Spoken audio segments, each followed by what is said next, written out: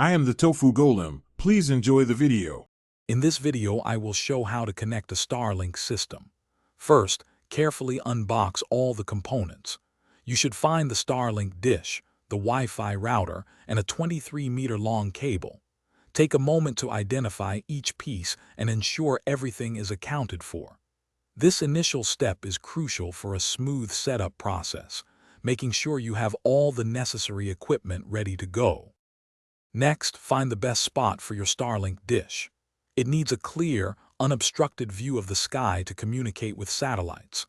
Avoid placing it near tall trees, buildings, or anything that could block the signal. Once you have your ideal location, connect the long Starlink cable. One end goes into the base of the dish, and the other plugs securely into the designated port on your Wi-Fi router. Now it's time to power up your system. Take the power cable and plug your Starlink router into a standard electrical outlet. The router will then power on, and you'll see indicator lights illuminate as it initializes. During this time, the Starlink dish, often called Dishy, will automatically orient itself. It will slowly adjust its angle to find and connect with the Starlink satellites orbiting above, a process that usually takes a few minutes.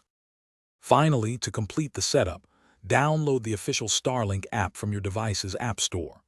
Open the app and follow the simple on-screen instructions to configure your Wi-Fi network.